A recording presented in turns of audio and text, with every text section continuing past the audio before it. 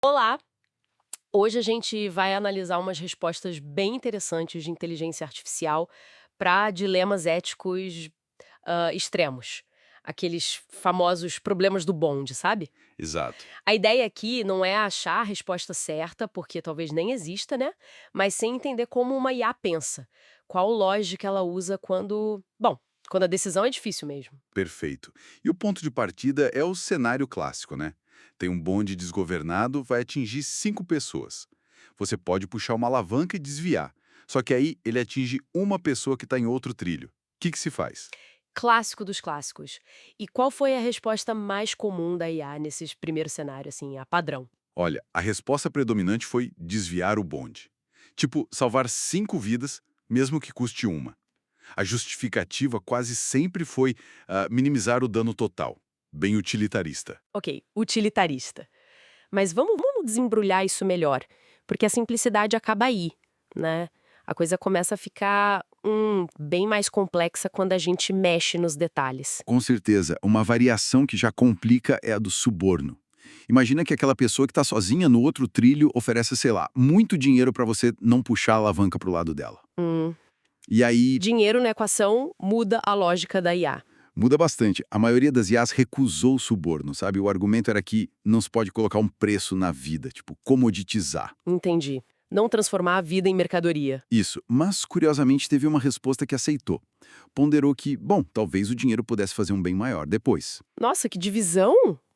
É fascinante como introduzir um fator como o dinheiro, um valor percebido, desafia aquela lógica puramente numérica do começo, né? Exatamente. Essa tensão entre o cálculo frio e outros valores parece que percorre tudo. E a gente vê isso de novo em outros cenários, imagino. Sim, por exemplo, no da intencionalidade. Pensa assim, o bonde vai atingir 5 pessoas que se amarraram ali de propósito, tá? Mas você pode desviar para atingir uma pessoa que só tropeçou e caiu no trilho por acidente. Eita. E aí? A IA protege quem não teve culpa, o inocente, ou salva o maior número, não importa como foram para lá? Então, aí as respostas dividiram de novo. Algumas IAs foram na linha de salvar a pessoa inocente que não escolheu estar ali em perigo. Faz sentido intuitivo pra gente, talvez. Pois é, mas outras IAs mantiveram o foco só no número. Salvar 5 é melhor que salvar um, independente da intenção ou da, digamos, culpa das vítimas. Isso levanta uma questão bem importante, né? Como a IA pesa conceitos como inocência contra o cálculo bruto. É curioso como a IA, em certos casos, parece espelhar a nossa própria dificuldade humana em lidar com isso, intenção versus resultado numérico puro. E teve mais variações testadas, né? Sim, muitas. E a complexidade só aumenta. Por exemplo, quando tem incerteza. Tipo, a pessoa que decide não enxerga bem, não tem certeza de quantas pessoas tem em cada trilho.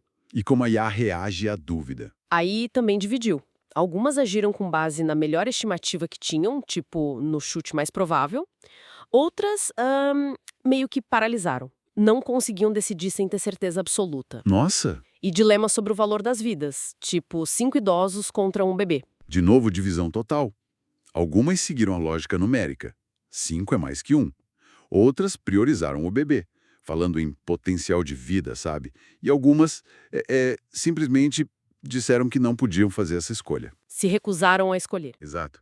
E teve cenário testando até julgamento moral mais direto, tipo, salvar um bom cidadão versus alguém que, sei lá, joga lixo na rua. A tendência foi salvar o bom, mas algumas IAs se recusaram a fazer esse tipo de julgamento de valor. Entendi. Então testaram incerteza, valor atribuído à vida, julgamento moral e a natureza do dano em si. Tipo, sofrimento versus morte? Isso também.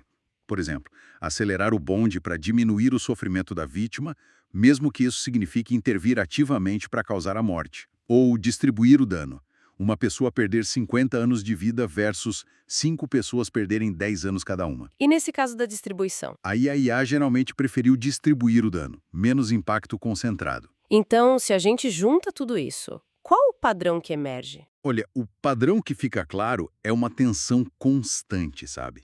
Entre a lógica utilitarista pura, maximizar vidas, minimizar o dano total, e a dificuldade enorme da IA em lidar com nuances, coisas como intenção, valor que a gente atribui, certeza, a própria qualidade do dano. Tudo isso complica o cálculo simples. E, para deixar tudo ainda mais complexo, parece que uma das IAs até questionou a própria ideia de escolha, né? Falando de livre-arbítrio. Pois é, quase uma crise existencial ali, vinda de uma máquina. Levantou a hipótese de que talvez nem exista escolha de verdade, mesmo que a gente sinta que está escolhendo. Muito profundo. Então, o que a gente tira disso tudo? Fica claro que a IA muitas vezes usa uma lógica de números, né? Mas ela hesita, ela se divide, às vezes até se contradiz quando a coisa entra na complexidade moral, que, vamos ser sinceros, nós também achamos super difícil. Perfeito. Essa análise toda não dá respostas fáceis sobre ética, claro, mas ela escancara como é complicado programar ou simular julgamento moral. As inconsistências da IA, de certa forma, são o espelho das nossas próprias lutas humanas com esses dilemas éticos. O que nos leva a uma última provocação para o pessoal que está ouvindo, né? Exatamente. Pensando nessas respostas todas da IA, com as lógicas que ela usa, as hesitações, as divisões nesses cenários hipotéticos extremos, como isso deveria informar o jeito que a gente desenvolve as IAs?